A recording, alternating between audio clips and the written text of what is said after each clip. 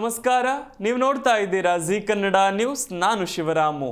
ದಿನದ ಎಲ್ಲ ಪ್ರಮುಖ ಸುದ್ದಿಗಳನ್ನು ನೋಡೋಣ ವಿಶೇಷ ಸಮಾಚಾರದಲ್ಲಿ.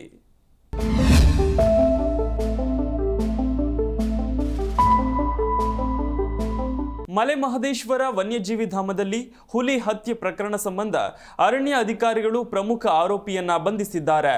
ಪಚ್ಚಮಲ್ಲ ಅಲಿಯಾಸ್ ಸಣ್ಣ ಬಂಧಿತ ಆರೋಪಿಯಾಗಿದ್ದು, ಈತ ಹನೂರು ತಾಲೂಕಿನ ಪಚ್ಚೆದೊಡ್ಡಿ ಗ್ರಾಮದ ನಿವಾಸಿ ಅನ್ನೋದು ಗೊತ್ತಾಗಿದೆ. ಘಟನೆ ಸಂಬಂಧ ಪಚ್ಚಮಲ್ಲನ ಜೊತೆ ಆತನ 4 ಸಹಚರರನ್ನು ಕೂಡ ವಶಕ್ಕೆ ಪಡೆಯಲಾಗಿದೆ. ಗಣೇಶ್, ಗೋವಿಂದೇಗೌಡ, ಮಂದೆಕುರಿ ಮೇಯಿಸ್ತಿದ್ದ ಮಂಜುನಾಥ್ ಹಾಗೂ ಕಂಬಣ್ಣ ಸದ್ಯ ಅರಣ್ಯಾಧಿಕಾರಿಗಳ ವಶದಲ್ಲಿದ್ದಾರೆ. ಪಚ್ಚಮಲ್ಲನ ಹಸುವನ್ನ ಹುಲಿ ಬೇಟೆಯಾಡಿ ಕೊಂದು ಭಕ್ಷಣೆ ಮಾಡಿತ್ತು. ತಾನು ಸಾಕಿದ ಹಸುವನ್ನ ಕೊಂದಿದ್ದಕ್ಕೆ ರೊಚ್ಚಿಗೆದ್ದಿದ್ದ ಆರೋಪಿ ಹುಲಿಗೆ ಒಂದು ಗತಿ ಕಾಣಿಸಬೇಕು ಅಂತ ಸ್ಕೆಚ್ ಹಾಕಿದ್ದ. ಗೋವಿಂದೇಗೌಡ, ಮಂಜುನಾಥ್, ಕೆಂಬಣ್ಣ, ಗಣೇಶನ ಜೊತೆ ಸೇರಿ ಸಂಚು ಮಾಡಿದ್ದ. ಅದರಂತೆ ಹುಲಿಗೆ ಮಾಂಸದಲ್ಲಿ ವಿಷ ಹಾಕಿ ಕೊಲ್ಲಲಾಗಿದೆ. ಬಳಿಕ ರಕ್ಕಸರು ಕೊಡಲಿಯಿಂದ ಹುಲಿಯನ್ನ 3 ಭಾಗಗಳಾಗಿ ತುಂಡರಿಸಿದ್ದರು ಅನ್ನೋದು ಗೊತ್ತಾಗಿದೆ. ಸದ್ಯ ಆರೋಪಿಗಳನ್ನ ತೀವ್ರ ವಿಚಾರಣೆ ನಡೆಸಲಾಗುತ್ತಿದೆ. ಹನೂರು ತಾಲೂಕಿನ ಪಚ್ಚೆದೊಡ್ಡಿ ಗ್ರಾಮದ ಬಳಿ ಮಣ್ಣಿನಲ್ಲಿ ಮರೆಮಾಡಿ ಇಡಲಾಗಿದ್ದ ಹುಲಿಯ ಅರ್ಧ ಕಳೇಬರ ಪತ್ತೆಯಾಗಿತ್ತು. ಹುಲಿಯ ತಲೆ, ಭುಜ, ಮುಂಗಾಲುಗಳು ಮಾತ್ರ ಲಭ್ಯವಾಗಿದ್ದವು. ರಾಜ್ಯದಲ್ಲಿ 5 ಹುಲಿಗಳ ಸಾವಿನ ವಿಚಾರ ಮರೆಯುವ ಮುನ್ನವೇ ಮತ್ತೊಂದು ಘಟನೆ ನಡೆದಿರೋದು ತೀವ್ರ ಆಕ್ರೋಶಕ್ಕೆ ಕಾರಣವಾಗಿತ್ತು. ಹೀಗಾಗಿ ಘಟನೆ ಸಂಬಂಧ PCCF ತಂಡದ ನೇತೃತ್ವದಲ್ಲಿ ತನಿಖೆ ನಡೆಸುವಂತೆ ಅರಣ್ಯ ಸಚಿವ ಈಶ್ವರ್ ಖಂಡ್ರೆ ಆದೇಶಿಸಿದ್ದರು. ಸ್ಮಿತಾ ಬಿಜ್ಜೂರು ನೇತೃತ್ವದಲ್ಲಿ ಅಧಿಕಾರಿಗಳು 8 ದಿನಗಳ ಒಳಗೆ ವರದಿ ಸಲ್ಲಿಸಿ ಹುಲಿಯ ಹಂತಕರನ್ನ ಪತ್ತೆ ಮಾಡಲು ಮುಂದಾಗಬೇಕು ಅಂತಲೂ ಕೂಡ ಸೂಚಿಸಲಾಗಿತ್ತು. 12 ವರ್ಷದ ಗಂಡು ಹುಲಿ ಕೊಲೆ ವಿಚಾರವಾಗಿ 2 ಶಂಕಿತರನ್ನ ನಿನ್ನೆ ವಶಕ್ಕೆ ಪಡೆದು ಅಜ್ಞಾತ ಸ್ಥಳದಲ್ಲಿ ಅರಣ್ಯಾಧಿಕಾರಿಗಳು ವಿಚಾರಣೆ ನಡೆಸಿದ್ದರು. ಕೃತ್ಯಕ್ಕೆ ಯಾರೆಲ್ಲ ಸಾಥ್ ನೀಡಿದ್ದಾರೆ, ಹುಲಿಯನ್ನ ಕೊಂದಿದ್ದು ಹೇಗೆ ಅನ್ನೋದರ ಕುರಿತು ಕೂಡ ಮಾಹಿತಿ ಕಲೆ ಹಾಕಿದ್ದರು. ರಾಜ್ಯ ಸರ್ಕಾರ ಕೈಗೊಂಡಿರುವ ಸಾಮಾಜಿಕ, ಆರ್ಥಿಕ ಮತ್ತು ಶೈಕ್ಷಣಿಕ ಸಮೀಕ್ಷೆ ಜಾತಿ ಗಣತಿ ಹಿನ್ನೆಲೆ ಮನೆಗೆ ಗಣತಿಗೆ ಬಂದವರಿಗೆ ಕೇಂದ್ರ ಸಚಿವ ವಿ ಸೋಮಣ್ಣ ತರಾಟೆಗೆ ತೆಗೆದುಕೊಂಡ ಪ್ರಸಂಗ ಇಂದು ನಡೆಯಿತು.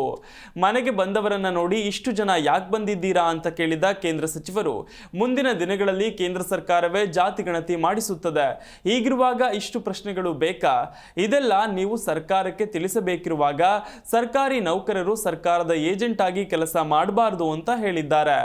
ಬೆಂಗಳೂರಿನ ವಿಜಯನಗರದಲ್ಲಿರುವ ಕೇಂದ್ರ ಸಚಿವ ವಿ ಸೋಮಣ್ಣ ಅವರ ಮನೆಗೆ ಇಂದು ಬೆಳಗ್ಗೆ 9 ಜನ ಸಿಬ್ಬಂದಿ ತೆರಳಿದ್ದರು.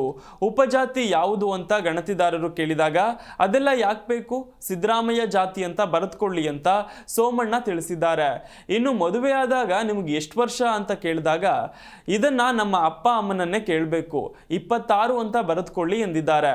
ಇದು ವೋಟ್ಗಾಗಿ ಸಿದ್ದರಾಮಯ್ಯನವರು ಮಾಡಿಸ್ತಾ ಇರೋ ಸಮೀಕ್ಷೆ ಎಂದಿರುವಂತಹ ಕೇಂದ್ರ ಸಚಿವರು ಅನೇಕ ಪ್ರಶ್ನೆಗಳಿಗೆ ಸಿದ್ದರಾಮಯ್ಯ ಮತ್ತು DKಶ ಹೆಸರನ್ನೇ ಹಾಕೊಳ್ಳಿ ಎಂದಿದ್ದಾರೆ. ಉತ್ತರ ಕೊಡಲಾಗದ ಪ್ರಶ್ನೆಗಳನ್ನೆಲ್ಲ ನೀವು ಕೇಳ್ತಿದ್ದೀರಿ. ಸಿದ್ದರಾಮಯ್ಯ, DKಶಿ ಅವರನ್ನ ಯಾವ ಗ್ರೂಪ್ ಹಾಕ್ತೀರಿ ಅಂತ ಗಣತಿದಾರ ಸಿಬ್ಬಂದಿಗೆ ಸೋಮಣ್ಣ ಮರು ಪ್ರಶ್ನಿಸಿದ ಪ್ರಸಂಗವು ನಡೆಯಿತು. ಕೃಷ್ಣರಾಜಸಾಗರ ಅಣೆಕಟ್ಟು KRS ಕಟ್ಟಲು ಅಡಿಗಲ್ಲು ಹಾಕಿದ್ದು ಟಿಪ್ಪು ಸುಲ್ತಾನ್ ಎಂದು ಹೇಳುವ ಮೂಲಕ ಮಾಜಿ ಸಚಿವ KN ರಾಜಣ್ಣ ಅವರು ಮತ್ತೆ ವಿವಾದದ ಕಿಡಿ ಹೊತ್ತಿಸಿದ್ದಾರೆ. ತುಮಕೂರಿನಲ್ಲಿ ಮಾತನಾಡಿದ ಅವರು, KRSಗೆ ಅಡಿಗಲ್ಲು ಹಾಕಿದ್ದು ಟಿಪ್ಪು ಸುಲ್ತಾನ್. ನಾನು ಓದಿರುವ ಪ್ರಕಾರ ಕನ್ನಂಬಾಡಿ ಕಟ್ಟೆಯನ್ನು ಪ್ರಾರಂಭ ಮಾಡಿದ್ದೇ ಟಿಪ್ಪು. ಅನಂತರ ನಾಲ್ವಡಿ ಕೃಷ್ಣರಾಜ ಒಡೆಯರ್ ಕಾಲದಲ್ಲಿ ಸಂಪೂರ್ಣವಾಯಿತು ಎಂದಿದ್ದಾರೆ. ನಾಲ್ವಡಿ ಕೃಷ್ಣರಾಜ ಒಡೆಯರ್ ಕಾಲದಲ್ಲಿ ಸಂಪೂರ್ಣ ಮಾಡುವಾಗ ಹಣಕಾಸಿನ ತೊಂದರೆ ಬಂತು. ಮನೆಯಲ್ಲಿದ್ದ ಚಿನ್ನ ತೆಗೆದುಕೊಂಡು ಹೋಗಿ ಬಾಂಬೆಯಲ್ಲಿ ಮಾರ್ತಾರೆ ಅಂತಲೂ ತಿಳಿಸಿದ್ರು. ಅದೇ ಟಿಪ್ಪು 4 ಯುದ್ಧ ಮಾಡ್ತಾನೆ, 3ನೇ ಯುದ್ಧದಲ್ಲಿ ಸೋತು ಬಿಡ್ತಾನೆ. ಬ್ರಿಟಿಷರು ಯುದ್ಧದ ಖರ್ಚು 3,30,00,000 ಕೇಳ್ತಾರೆ. ಆಗ ವಿಧಿ ಇಲ್ಲದೆ ಮಕ್ಕಳನ್ನ ಅಡವಿಡ್ತಾನೆ ಎಂದರು. ದುಡ್ಡು ಕೊಟ್ಟು ಬಿಡಿಸಿಕೊಳ್ಳಬೇಕಾದ್ರೆ 4ನೇ ಮೈಸೂರು ಯುದ್ಧದಲ್ಲಿ ಮೀರ್ ಸಾದಿಕ್ ಕಥೆಯಿಂದಾಗಿ ಸೋತು ಹೋಗ್ತಾನೆ. ಮೀರ್ ಸಾದಿಕ್ ದ್ರೋಹ ಮಾಡದೇ ಇದ್ದಿದ್ರೆ, ಶಸ್ತ್ರಗಾರ ಡ್ಯಾಮೇಜ್ ಆಗದೆ ಇದ್ದಿದ್ರೆ ಅವನು ಸೋಲ್ತಿರ್ಲಿಲ್ಲ. ನಮ್ಮ ರಾಜ್ಯದಲ್ಲಿ ರೇಷ್ಮೆ ಬರಲು ಟಿಪ್ಪು ಕಾರಣ. ಟಿಪ್ಪು ರೇಷ್ಮೆಯ ಜನಕ. ಪರ್ಷಿಯಾದಿಂದ ಕಡ್ಡಿ ತಂದಿದ್ದೇ ಟಿಪ್ಪು. ರಾಮನಗರದ ಎಲ್ಲಾ ಕಡೆ ಮುಸ್ಲಿಮರು ಹೆಚ್ಚು ರೇಷ್ಮೆ ಕೃಷಿ ಮಾಡ್ತಾರೆ ಎಂದರು. ಟಿಪ್ಪು ಆನೆಗೆ ಕಣ್ಣು ಹೋದಾಗ ನಂಜುಂಡೇಶ್ವರನಿಗೆ ಹರಕೆ ಮಾಡಿಕೊಳ್ತಾನೆ. ಹರಕೆ ಮಾಡಿಕೊಂಡಾಗ ಆನೆಗೆ ಕಣ್ಣು ಬರುತ್ತೆ. ಇವತ್ತು ನಂಜುಂಡೇಶ್ವರನ ಮೇಲೆ ಪಚ್ಚೆಯನ್ನು ನಂಜುಂಡೇಶ್ವರನ ಲಿಂಗದ ಮೇಲಿಟ್ಟು ಪೂಜೆ ಮಾಡ್ತಾರೆ. ಆಗಿನಿಂದ ಹಕ್ಕಿಂ ನಂಜುಂಡೇಶ್ವರ ಅಂತ ಹೆಸರು ಕೊಡೋದು. ಇದೆಲ್ಲ ಟಿಪ್ಪು ಸುಲ್ತಾನ್ ಬಗ್ಗೆ ಇರುವ ಒಳ್ಳೆ ಅಂಶಗಳು ಎಂದರು. ನಮ್ಮ ಮಕ್ಕಳಿಗೆ ಇತಿಹಾಸ ಸ್ಪಷ್ಟವಾಗಿ ತಿಳಿಯಬೇಕು, ಇತಿಹಾಸ ತಿರುಚಬಾರದು ಎಂದ ಅವರು, ಮಾತು ಎತ್ತಿದ್ರೆ ಹಿಂದುತ್ವ ಅಂತಾರೆ, ನಾವೆಲ್ಲ ಹಿಂದೂಗಳಲ್ವಾ ಅಂತ ಪ್ರಶ್ನಿಸಿದ್ರು. ಬೆಡ್ರೂಮ್ನ ಖಾಸಗಿ ಕ್ಷಣದ ವಿಡಿಯೋ ಮಾಡಿ ಗಂಡ ಸ್ನೇಹಿತರಿಗೆ ನೀಡ್ತಿದ್ದ ಎಂಬ ಮಹಿಳೆಯ ಆರೋಪಕ್ಕೆ ಆಕೆಯ ಪತಿ ತಿರುಗೇಟು ನೀಡಿದ್ದಾರೆ. ಹೆಂಡತಿ ಬಗ್ಗೆ ಆತ ಸಾಲು ಸಾಲು ಆರೋಪ ಮಾಡಿದ್ದು, ಆ ಮೂಲಕ ಪ್ರಕರಣಕ್ಕೆ ಮತ್ತೊಂದು ಹೊಸ ಟ್ವಿಸ್ಟ್ ಸಿಕ್ಕಿದೆ. ಈ ಬಗ್ಗೆ ವಿಡಿಯೋ ರಿಲೀಸ್ ಮಾಡಿರುವ ಇನಾಮುಲ್ ಹಕ್ ಪತ್ನಿಯ ಆರೋಪಗಳನ್ನು ತಳ್ಳಿ ಹಾಕಿದ್ದಾನೆ. ಮದುವೆಗೆ ಮುಂಚೆ ಆಕೆ ಜೊತೆ ಸಂಬಂಧ ಹೊಂದಿದ್ದು ನಿಜ, ಆದರೆ ಆಕೆ ನನ್ನ ಒತ್ತಾಯ ಮಾಡಿ ಲೈಂಗಿಕ ಕ್ರಿಯೆ ನಡೆಸಿದ್ದಾಳೆ. ಆಗಿನಿಂದ ಆಕೆ ಸೈಕೋ ರೀತಿಯಲ್ಲಿ ವರ್ತಿಸ್ತಿದ್ದು, ನನಗೆ ತುಂಬಾ ಟಾರ್ಚರ್ ಮಾಡಿದ ಕಾರಣ ಆಕೆಯನ್ನ ಮದುವೆಯಾಗಿದ್ದೆ. ಅವಳು ಹೇಳುವಂತೆ ನನಗೆ 21 ಮದುವೆ ಆಗಿಲ್ಲ, ಆಗಿರೋದು ಒಂದೇ ಮದುವೆ. ಬ್ರೋಕರ್ ಒಬ್ಬರಿಂದ ಈ ಸಂಬಂಧ ಬಂದಿದ್ದು, ನನ್ನ ಬಳಿಯೇ ಅವರು 17 ಲಕ್ಷ ಹಣ ವಸೂಲಿ ಮಾಡಿದ್ದಾರೆ. ನನ್ನ ಪತ್ನಿಗೆ 13 ಲಕ್ಷದ ಒಡವೆ ನಾನೇ ಕೊಡಿಸಿದ್ದೇನೆ. ಅವಳೇ ನನ್ನ ತಂದೆ ತಾಯಿಗೆ ಪ್ರತಿನಿತ್ಯ ಹೊಡಿತಿದ್ಲು. ನನಗೆ ನ್ಯಾಯ ಕೊಡಿಸಿ ಅಂತ ವಿಡಿಯೋ ಮೂಲಕ ಇನಾಮುಲ್ ಹಕ್ ಅಳಲು ತೋಡಿಕೊಂಡಿದ್ದಾನೆ. ವರ್ಷಕ್ಕೊಮ್ಮೆ ಮಾತ್ರ ಬಾಗಿಲು ತೆರೆದು ದರ್ಶನ ಕೊಡುವ ಹಾಸನದ ಅಧಿದೇವತೆ ಹಾಸನಾಂಬೆಯ ವಾರ್ಷಿಕ ದರ್ಶನೋತ್ಸವಕ್ಕೆ ದಿನಗಣನೆ ಶುರುವಾಗಿದೆ. ಅಕ್ಟೋಬರ್ 9ರ ಗುರುವಾರ ಹಾಸನಾಂಬೆ ದೇಗುಲದ ಗರ್ಭಗುಡಿಯ ಬಾಗಿಲು ತೆರೆಯಲಿದ್ದು, ಅಕ್ಟೋಬರ್ 23ರವರೆಗೂ ತೆರೆದಿರಲಿದೆ. ಈ ವರ್ಷ ದಾಖಲೆಯ 15 ದಿನ ದೇಗುಲದ ಬಾಗಿಲು ತೆರೆದಿರಲಿದ್ದು, ಮೊದಲ ಹಾಗೂ ಕೊನೆಯ ದಿನ ಹೊರತುಪಡಿಸಿ ಉಳಿದ 13 ದಿನವೂ ದಿನದ 24 ಗಂಟೆಗಳು ಕೂಡ ಭಕ್ತರ ದರ್ಶನಕ್ಕೆ ಅವಕಾಶ ಸಿಗಲಿದೆ. ಭಕ್ತರಿಗೆ ಅನುಕೂಲವಾಗುವ ಟಿಕೆಟ್ ಬುಕಿಂಗ್ ಇತ್ಯಾದಿ ಸೇವೆಗಳನ್ನು ವಾಟ್ಸಪ್ ಮೂಲಕವೇ ಒದಗಿಸುವ ವ್ಯವಸ್ಥೆ ಮಾಡಲಾಗಿದೆ. ಭಕ್ತರಿಗಾಗಿ ವಾಟ್ಸಪ್ ಚಾಟ್ ಮೂಲಕ ಆನ್ಲೈನ್ ನೆರವು ನೀಡಲಾಗ್ತಿದೆ. ಟಿಕೆಟ್ ಬುಕಿಂಗ್, ದರ್ಶನದ ಸಮಯ, ಸರತಿ ಸಾಲುಗಳ ಸ್ಥಿತಿಗತಿ, ಈ ಹುಂಡಿ ಸೇರಿ ಹಲವು ಮಾಹಿತಿ ವಾಟ್ಸಪ್ ಮೂಲಕವೇ ಗೊತ್ತಾಗಲಿದೆ. ಇದಕ್ಕೆ ನೀವು ಮಾಡಬೇಕಿರೋದು ಇಷ್ಟೇ: 6366105589 ಈ ನಂಬರ್ಗೆ ವಾಟ್ಸಾಪ್ನಲ್ಲಿ ಹಾಯ್ ಎಂದು ಮೆಸೇಜ್ ಮಾಡಿದರೆ ನಿಮಗೆ ದೇವಿ ದರ್ಶನಕ್ಕೆ ಸಂಬಂಧಿಸಿದ ಎಲ್ಲ ಮಾಹಿತಿಗಳು ಆನ್ಲೈನ್ ಮುಖಾಂತರವೇ ತಿಳಿಯಲಿದೆ. ಇನ್ನು ಹಾಸನಾಂಬೆ ದರ್ಶನಕ್ಕೆ ಆಗಮಿಸುವ ಭಕ್ತರಿಗೆ ಯಾವುದೇ ರೀತಿಯ ಅನಾನುಕೂಲ ಆಗದಿರಲಿ ಎನ್ನುವ ಕಾರಣಕ್ಕೆ ಎಲ್ಲ ವ್ಯವಸ್ಥೆ ಮಾಡಿಕೊಳ್ಳಲಾಗ್ತಿದೆ. ಕಳೆದ ವರ್ಷ ದರ್ಶನಕ್ಕೆ ಬರೋಬ್ಬರಿ 20 ಲಕ್ಷಕ್ಕೂ ಅಧಿಕ ಭಕ್ತರು ಆಗಮಿಸಿದ್ದರು. ಈ ವರ್ಷ ಮತ್ತಷ್ಟು ಭಕ್ತರ ಸಂಖ್ಯೆ ಹೆಚ್ಚಾಗುವ ನಿರೀಕ್ಷೆ ಇದ್ದು ತಯಾರಿ ಶುರುವಾಗಿದೆ. ಇನ್ಮುಂದೆ ಶುದ್ಧ ಕುಡಿಯುವ ನೀರಿಗೆ 5 ರೂಪಾಯಿ ಕಾಯಿನ್ ಹಾಕಿ ನೀರು ಪಡೆಯುವ ಬದಲು ಸಿಂಪಲ್ ಆಗಿ ಫೋನ್ ಪೇ, ಗೂಗಲ್ ಪೇ ಮೂಲಕ ಸ್ಕ್ಯಾನ್ ಮಾಡಿ ಹಣ ಪಾವತಿಸಿ ನೀರು ಪಡೆಯಬಹುದು. ಇದರಿಂದ ಚಿಲ್ಲರೆ ತಲೆಬಿಸಿಯೂ ತಪ್ಪಲಿದೆ. ಹೌದು, ಬೆಂಗಳೂರಿನಲ್ಲಿ ಈ ಮಹತ್ತರ ಬದಲಾವಣೆ ತರಲಾಗಿದೆ. 20 ಲೀಟರ್ ನೀರಿಗಾಗಿ 5 ರೂಪಾಯಿ ನಾಣ್ಯವನ್ನ ಕಿಯೋಸ್ಕ್ಗಳಲ್ಲಿ ಹಾಕಿ ನೀರು ಪಡೆಯಬೇಕಿತ್ತು. ಆದ್ರೀಗ ಬೆಂಗಳೂರು ನೀರು ಸರಬರಾಜು ಮತ್ತು ಒಳಚರಂಡಿ ಮಂಡಳಿ BWSSP ಈಗ QR ಕೋಡ್ ಸ್ಕ್ಯಾನ್ ಮಾಡಿ ಹಣ ಪಾವತಿಸಿ ನೀರನ್ನು ಪಡೆಯಬಹುದಾದ ವ್ಯವಸ್ಥೆ ತಂದಿದೆ. RO ಕಿಯೋಸ್ಕ್ಗಳನ್ನು ಅಳವಡಿಸಿ ನೀರು ಪೂರೈಕೆ ಮಾಡುತ್ತಿದ್ರು. ಅದರ ನಿರ್ವಹಣೆಯಲ್ಲಿ ಹಲವಾರು ಲೋಪದೋಷಗಳಿದ್ದವು. ಹಲವು ಕಿಯೋಸ್ಕ್ಗಳು ಕಾರ್ಯನಿರ್ವಹಿಸುತ್ತಲೇ ಇರಲಿಲ್ಲ. ನಂತರ ಒಟ್ಟು 1184 RO ಘಟಕಗಳನ್ನು BWSSP ಸುಪರ್ದಿಗೆ ಒಪ್ಪಿಸಲಾಗಿತ್ತು. ಈಗ ಈ ಮಂಡಳಿ ಎಲ್ಲಾ ಕಿಯೋಸ್ಕ್ಗಳನ್ನು ಸ್ವಾವಲಂಬಿ ಘಟಕಗಳನ್ನಾಗಿಸಿದೆ. ಹೀಗೆ ನವೀಕರಿಸಲಾದ ಘಟಕಗಳನ್ನು ಡಿಜಿಟಲ್ ಕಿಯೋಸ್ಕ್ಗಳಾಗಿ ಮರುನಾಮಕರಣ ಮಾಡಲಾಗಿದೆ. ಇನ್ಮುಂದೆ ನೀರು ಪಡೆಯುವುದಕ್ಕಾಗಿ 5 ರೂಪಾಯಿ ನಾಣ್ಯವನ್ನು ಉಪಯೋಗಿಸುವ ಅವಶ್ಯಕತೆ ಇಲ್ಲ. ಅಲ್ಲಿರುವ QR ಕೋಡ್ ಸ್ಕ್ಯಾನ್ ಮಾಡಿ ಹಣ ಪಾವತಿಸಿ ಕ್ಯಾನ್ಗಳಲ್ಲಿ ನೀರು ತುಂಬಿಸಿಕೊಳ್ಳಬಹುದು. ಒಂದು ವೇಳೆ ನಿಮ್ಮ ಬಳಿ ಸ್ಮಾರ್ಟ್ ಫೋನ್ ಇಲ್ಲದಿದ್ದಲ್ಲಿ ನೀವು BWSSP ಸರ್ವಿಸ್ ಸೆಂಟರ್ಗಳಲ್ಲಿ ಮೊದಲಿಗೆ ಹಣ ಪಾವತಿಸಿ ಕಾರ್ಡ್ಗಳನ್ನು ಪಡೆದುಕೊಳ್ಳಬಹುದು. ಆ ಕಾರ್ಡನ್ನು ಸ್ವೈಪ್ ಮಾಡಿಯೂ ನೀರು ತುಂಬಿಸಿಕೊಳ್ಳಬಹುದು.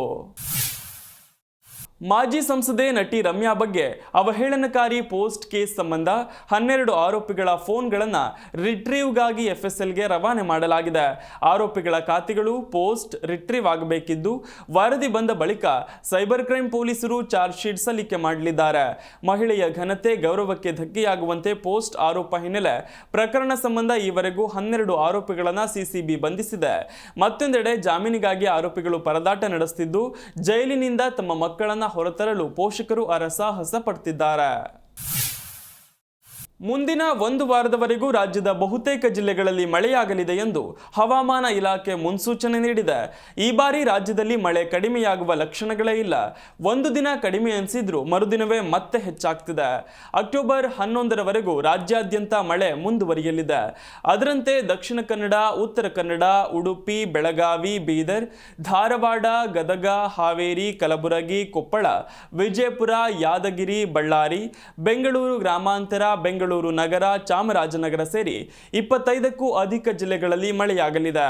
ಕೆಲವೆಡೆ ಮಳೆ ಬಾರದಿದ್ದರೂ ಮೋಡ ಕವಿದ ವಾತಾವರಣ ಮುಂದುವರಿಯಲಿದೆ. ರಾಜ್ಯ ಸರ್ಕಾರ ಹೆಣ್ಣು ಮಕ್ಕಳಿಗೆ ಮಹಿಳೆಯರಿಗೆ ಅನುಕೂಲವಾಗುವಂತೆ ಶಕ್ತಿ ಯೋಜನೆಯನ್ನು ಜಾರಿಗೊಳಿಸಿ ಮಹಿಳೆಯರ ಸ್ವಾವಲಂಬನೆಗೆ ಮತ್ತಷ್ಟು ಬಲ ಹೆಚ್ಚಿಸಿದೆ.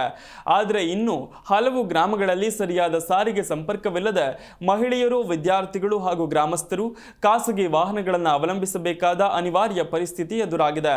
ಚಿಕ್ಕಮಗಳೂರು ಜಿಲ್ಲೆಯ ಅಜ್ಜಂಪುರ ತಾಲೂಕಿನ ಸೊಕ್ಕೆ ಗ್ರಾಮ ಪಂಚಾಯಿತಿ ವ್ಯಾಪ್ತಿಯ ತಿಮ್ಮಾಪುರ, ರಂಗಾಪುರ, ಕಲ್ಲುಶೆಟ್ಟಿಹಳ್ಳಿ, ಕರಡೀಪುರ ಮತ್ತು ಕಾರಣಘಟ್ಟದ ಜನರಿಗೆ ಇದುವರೆಗೆ ಸರಿಯಾದ ಸರ್ಕಾರಿ ಸಾರಿಗೆ ವ್ಯವಸ್ಥೆ ಇಲ್ಲದೆ ವಿದ್ಯಾರ್ಥಿಗಳು, ಸಾರ್ವಜನಿಕರು ದುಪ್ಪಟ್ಟು ಹಣ ನೀಡಿ ಖಾಸಗಿ ವಾಹನಗಳಲ್ಲಿ ಸಂಚರಿಸಬೇಕಾದ ಸ್ಥಿತಿ ಎದುರಾಗಿದೆ. ಈ ಗ್ರಾಮಗಳಿಗೆ ಬಸ್ ಸೌಲಭ್ಯ ಒದಗಿಸಿ ಅಂತ ಹಲವು ಬಾರಿ ಮನವಿ ಮಾಡಿದ್ರೂ ಯಾವುದೇ ಪ್ರಯೋಜನವಾಗ್ತಿಲ್ಲ. ಈ ಗ್ರಾಮಗಳು ಗುಡ್ಡಗಾಡು ಪ್ರದೇಶವಾಗಿರೋದ್ರಿಂದ ಕೆಎಸ್ಆರ್ಟಿಸಿ ಮಿನಿ ಬಸ್ ವ್ಯವಸ್ಥೆ ಕಲ್ಪಿಸುವಂತೆ ಸೊಕ್ಕೆ ಗ್ರಾಮ ಪಂಚಾಯಿತಿ ಸದಸ್ಯರು ಸಾರಿಗೆ ನಿಗಮಕ್ಕೆ ನೀಡಿದ್ದ ಮನವಿಗೆ ಸ್ಪಂದಿಸಿ ಮಾರ್ಗ ಸಮೀಕ್ಷೆ ನಡೆಸಿದರೂ ಸರ್ಕಾರಿ ಬಸ್ಸಿನ ಸಂಚಾರ ಕಾರ್ಯಗತವಾಗದೇ ಇರುವುದಕ್ಕೆ ಗ್ರಾಮಸ್ಥರು ಬೇಸರ ವ್ಯಕ್ತಪಡಿಸಿದ್ದಾರೆ. ಮಧ್ಯಪ್ರದೇಶದ ಚಿಂದ್ವಾರ ಜಿಲ್ಲೆಯಲ್ಲಿ ಮಕ್ಕಳ ಸರಣಿ ಸಾವಿನ ಪ್ರಕರಣ ಸಂಬಂಧ ಕೆಮ್ಮಿನ ಸಿರಪ್ ಅನ್ನು ಶಿಫಾರಸು ಮಾಡಿದ್ದ ಡಾಕ್ಟರ್ ಪ್ರವೀಣ್ ಸೋನಿ ಅವರನ್ನು ಪೊಲೀಸರು ಬಂಧಿಸಿದ್ದಾರೆ ಅಂತ ವರದಿಯಾಗಿದೆ. ಪ್ರವೀಣ್ ಸೋನಿ ಪರಾಸಿಯಾದಲ್ಲಿರುವ ತಮ್ಮ ಚಿಕಿತ್ಸಾಲಯದಲ್ಲಿ ಚಿಕಿತ್ಸೆ ಪಡೆದ ಹಲವಾರು ಮಕ್ಕಳಿಗೆ ಕೋಲ್ಮೀಫ್ ಕೆಮ್ಮಿನ ಸಿರಪ್ ಅನ್ನು ಶಿಫಾರಸು ಮಾಡಿದ್ರು ಅಂತ ತಿಳಿದು ಬಂದಿದೆ. ಇದೇ ಪ್ರಕರಣ ಸಂಬಂಧ ಮಧ್ಯಪ್ರದೇಶ ಪೊಲೀಸರು ಶನಿವಾರ ಡಾಕ್ಟರ್ ಸೋನಿ ಮತ್ತು ಕೆಮ್ಮಿನ ಸಿರಪ್ ತಯಾರಿಸಿದ ತಮಿಳುನಾಡು ಮೂಲದ ಶ್ರೀಸಾನ್ ಫಾರ್ಮಾಸ್ಯೂಟಿಕಲ್ಸ್ನ ನಿರ್ವಾಹಕರ ವಿರುದ್ಧ ಎಫ್ಐಆರ್ ದಾಖಲಿಸಿದ್ದರು. ಈ ಎಲ್ಲ ಬೆಳವಣಿಗೆಗಳ ನಡುವೆ ಮಧ್ಯಪ್ರದೇಶ, ತಮಿಳುನಾಡು, ತೆಲಂಗಾಣ ಹಾಗೂ ಕೇರಳದಲ್ಲಿ ಕೋಲ್ಮೀಫ್ ಸಿರಪ್ ಮಾರಾಟವನ್ನು ನಿಷೇಧಿಸಲಾಗಿದೆ. ಮಾರುಕಟ್ಟೆಯಿಂದ ಈ ಸಿರಪ್ ಅನ್ನು ಹಿಂಪಡೆಯುವಂತೆಯೂ ಸೂಚಿಸಲಾಗಿದೆ. ಮಧ್ಯಪ್ರದೇಶದಲ್ಲಿ ಕೆಮ್ಮಿನ ಸಿರಪ್ ಸೇವಿಸಿ ಮಕ್ಕಳು ಮೃತಪಟ್ಟಿರುವ ಬಗ್ಗೆ ವರದಿಯಾದ ಬೆನ್ನಲ್ಲೇ 6 ರಾಜ್ಯಗಳಲ್ಲಿ ಕೆಮ್ಮು ಸಿರಪ್ ಸೇರಿದಂತೆ ಇತರೆ 19 ಔಷಧಿಗಳ ಉತ್ಪಾದನಾ ಘಟಕಗಳಲ್ಲಿ ಕೇಂದ್ರ ಔಷಧ ನಿಯಂತ್ರಣ ಗುಣಮಟ್ಟ ಸಂಸ್ಥೆ ತಪಾಸಣೆ ನಡೆಸಿದೆ ಅಂತ ಆರೋಗ್ಯ ಸಚಿವಾಲಯ ತಿಳಿಸಿದೆ. ಚಿಂದ್ವಾರ ಜಿಲ್ಲೆಯಲ್ಲಿ ಸಿರಪ್ ಸೇವನೆ ಬಳಿಕವೇ ಕಿಡ್ನಿ ವೈಫಲ್ಯದಿಂದಾಗಿ 14 ಮಕ್ಕಳು ಮೃತಪಟ್ಟ ಆರೋಪವಿದೆ. ಈ ಪೈಕಿ ಸೆಪ್ಟೆಂಬರ್ 7ರಿಂದ ಈಚೆಗೆ ಪರಾಸಿಯಾ ಉಪವಿಭಾಗದಲ್ಲಿ 10 ಮಕ್ಕಳು ಸಾವಿಗೀಡಾಗಿವೆ ಅಂತ ಸ್ಥಳೀಯ ಅಧಿಕಾರಿಗಳು ತಿಳಿಸಿದ್ದಾರೆ. ಯಶಸ್ವಿ ನಾಯಕ ಹಿಟ್ಮ್ಯಾನ್ ರೋಹಿತ್ ಶರ್ಮಾ ಅವರನ್ನು ಏಕದಿನ ತಂಡದ ನಾಯಕತ್ವದಿಂದ ಕೆಳಗಿಳಿಸಲಾಗಿದೆ. ಅವರ ಜಾಗಕ್ಕೆ ಯುವ ಆಟಗಾರ ಶುಭ್ಮನ್ ಗಿಲ್ ಅವರನ್ನು ನೂತನ ನಾಯಕನನ್ನಾಗಿ ನೇಮಕ ಮಾಡಿ ಕ್ರಿಕೆಟ್ ವಲಯದಲ್ಲಿ ಹೊಸ ಚರ್ಚೆಗೆ ನಾಂದಿ ಹಾಡಲಾಗಿದೆ. ಹಿಟ್ಮ್ಯಾನ್ಗೆ ಕೊಕ್ ನೀಡಿದ್ಯಾಕೆ? ರೋಹಿತ್ ಶರ್ಮಾ ಅವರ ನಾಯಕತ್ವದಲ್ಲಿ ತಂಡ ಉತ್ತಮ ಪ್ರದರ್ಶನ ನೀಡುತ್ತಿದ್ರು, ಇದ್ದಕ್ಕಿದ್ದಂತೆ ಅವರನ್ನು ಕೆಳಗಿಳಿಸಿದ್ದು ಯಾಕೆ ಎನ್ನುವ ಪ್ರಶ್ನೆ ಕೋಟ್ಯಂತರ ಅಭಿಮಾನಿಗಳನ್ನು ಕಾಡುತ್ತಿತ್ತು. ಕಳಪೆ ಪ್ರದರ್ಶನವೇ, ಆಂತರಿಕ ಭಿನ್ನಾಭಿಪ್ರಾಯವೇ ಎಂಬ ಊಹಾಪೋಹಗಳು ಹರಿದಾಡುತ್ತಿದ್ದವು. ಆದರೆ ಇದೀಗ ಈ ದಿಢೀರ್ ಬದಲಾವಣೆಯ ಹಿಂದಿನ ಅಸಲಿ ಕಾರಣವನ್ನ ಆಯ್ಕೆ ಸಮಿತಿ ಅಧ್ಯಕ್ಷ ಅಜಿತ್ ಅಗರ್ಕರ್ ಅವರೇ ಬಹಿರಂಗಪಡಿಸಿದ್ದಾರೆ. ಈ ನಿರ್ಧಾರದ ಹಿಂದೆ ಒಂದು ಸ್ಪಷ್ಟವಾದ ಯೋಜನೆ ಇದೆ. 3 ಮಾದರಿಗಳಿಗೆ 3 ನಾಯಕರನ್ನ ಹೊಂದುವುದು ಕಷ್ಟ. ಸದ್ಯಕ್ಕೆ ಏಕದಿನ ಮಾದರಿಯ ಪಂದ್ಯಗಳು ಕಡಿಮೆ ಇವೆ. ನಮ್ಮ ಸಂಪೂರ್ಣ ಗಮನ ಮುಂಬರುವ T20 ವಿಶ್ವಕಪ್ ಮೇಲಿದೆ. ಹೀಗಾಗಿ ಭವಿಷ್ಯದ ನಾಯಕನನ್ನು ರೂಪಿಸುವ ನಿಟ್ಟಿನಲ್ಲಿ ಶುಭ್ಮನ್ ಗಿಲ್ಗೆ ಜವಾಬ್ದಾರಿ ನೀಡಿ ಅವರಿಗೆ ಹೊಂದಿಕೊಳ್ಳಲು ಸಾಕಷ್ಟು ಸಮಯ ನೀಡುವುದು ನಮ್ಮ ಉದ್ದೇಶ ಅಂತ ಅಗರ್ಕರ್ ಸ್ಪಷ್ಟಪಡಿಸಿದ್ದಾರೆ. ಇದಿಷ್ಟು ಈ ದಿನದ ಪ್ರಮುಖ ಸುದ್ದಿ. ನೋಡ್ತಾ ಇರಿ ಜೀ ಕನ್ನಡ ನ್ಯೂಸ್, ಸತ್ಯವೇ ಸುದ್ದಿಯ ಜೀವಾಳ.